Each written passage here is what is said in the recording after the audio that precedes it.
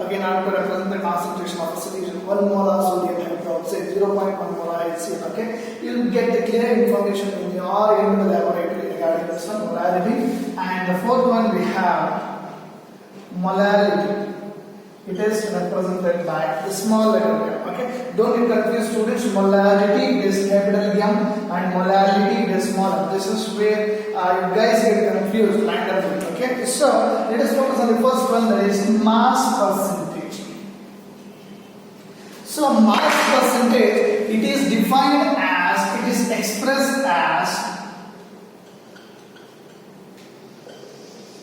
the mass of the solute to the total mass of the solution,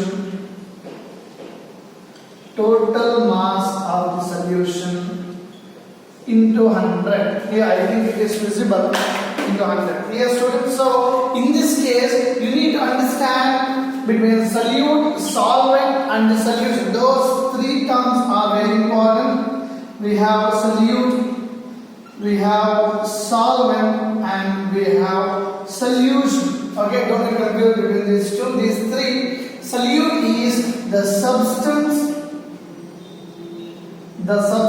that is dissolved. Okay, so the substance that is dissolved we call it as solute, and solvent is the substance in which the solute is dissolved. Okay, the substance in which the solute is dissolved we call it as solvent, and solution it is solute plus solvent, together we call it as the solution.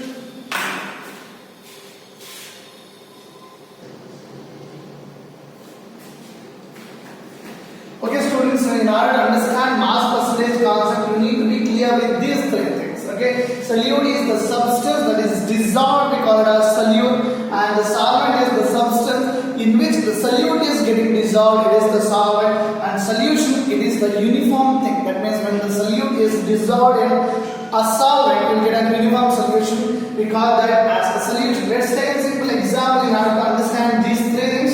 We have a beaker, and it is filled with water. And you will be adding some amount of sugar for this. Okay, here if you observe this, sugar is the substance that is getting dissolved. Okay, so sugar is the solute here. Okay, sugar is the solute, and the substance in which the solute is dissolved, that means the substance in which sugar is getting dissolved, that is solvent. So here sugar is getting dissolved in water, so water is a solvent. Okay, so when you add sugar to this water, and if it's spherical, you get a uniform solution, that is sugar solution. That sugar solution is the combination of these two, solute plus solvent, that we call it as the solution. Okay, students, so you need to have a clear information regarding this, and the mass percentage can be expressed by the mass of the solute to the total mass of the solution into 100. We have one numerical for regarding this.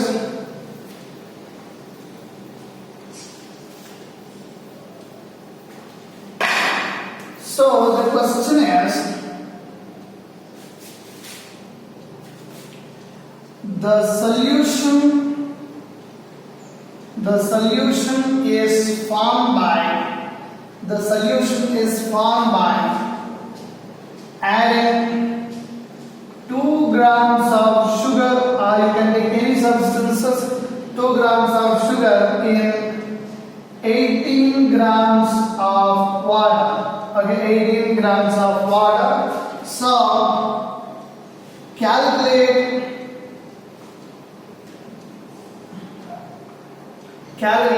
the mass percentage of sugar. Calculate the mass percentage of sugar. This is the question. So if you observe this, we have 2 grams of sugar. That means this sugar is being added in 18 grams of water. It is very clear that sugar is the solute here, and 18 grams of water is the solvent. Okay. So we we have a solution now. So we have to calculate the mass percentage of this sugar. We have to calculate the mass percentage of this sugar. So let us apply for this one. Mass percentage of sugar. Mass percentage of sugar is given by.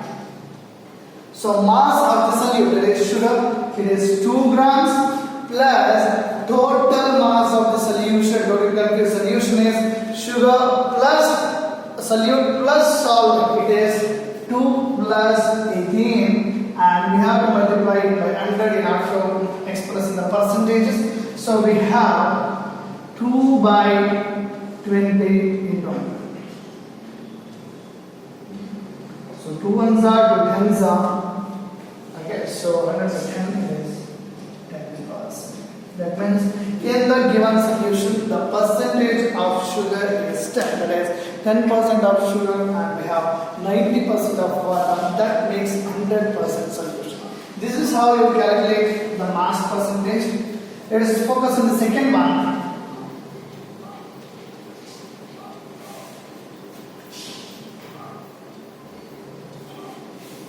Second one, students, we have the mole fraction.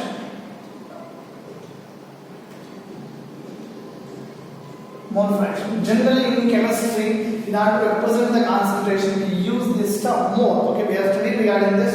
Let's understand this one. The mole fraction is the ratio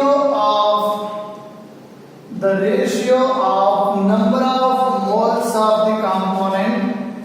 Number of moles of the component to the total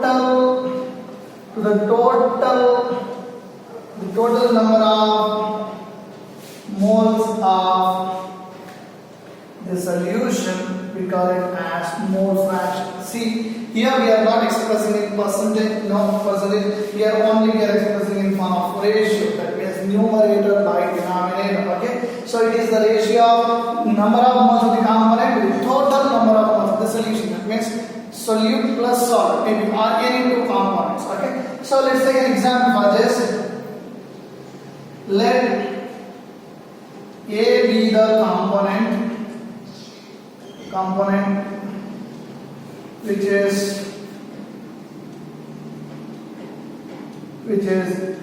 is dissolved in B, and let Na be the mole fraction of component A, and let Nb be the mole fraction of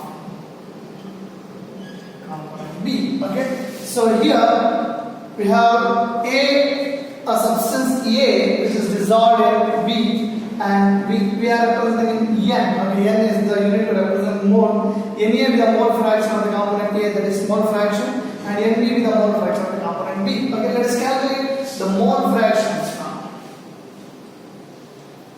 Mole fraction of A is given by Na plus Nb.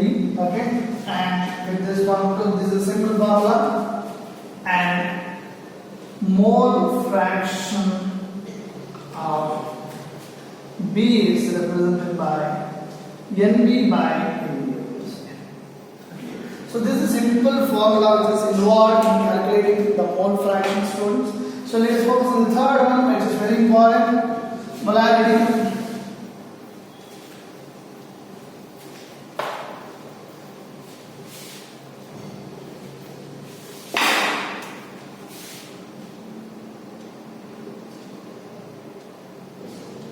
Molarity, don't get confused, it is represented by capital M, it is molarity R. Okay, so molarity is given by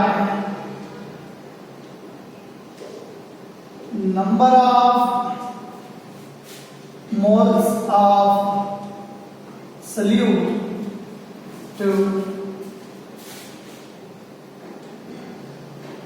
the volume of solution in liters.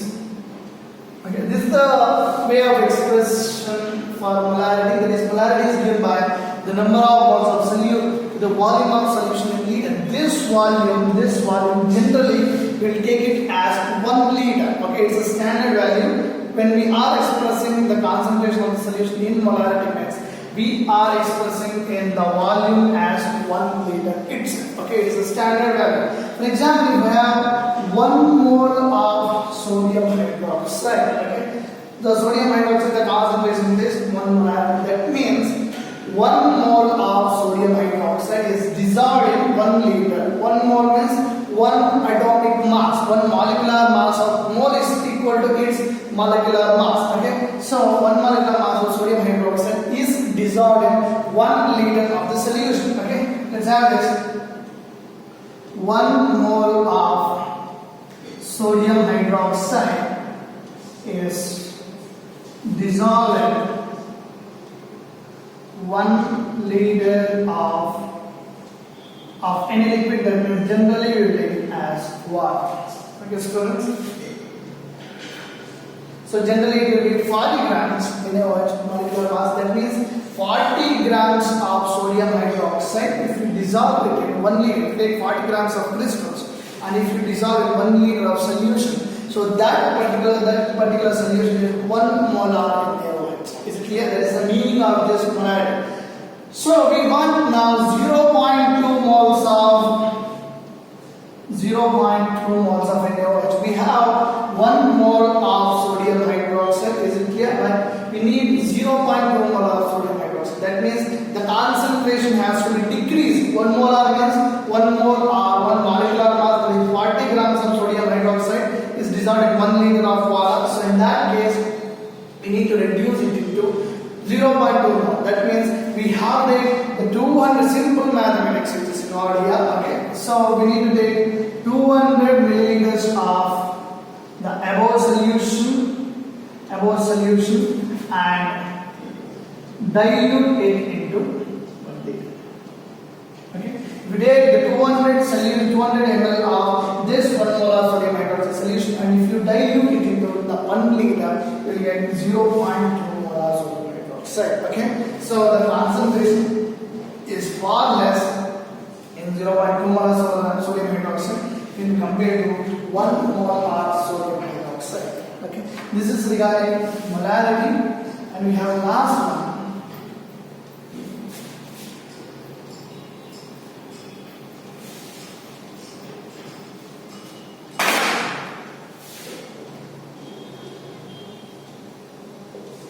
Fourth one is molarity is represented by the small letter m. Don't forget it is L, molarity, and it was molarity, it was capital M.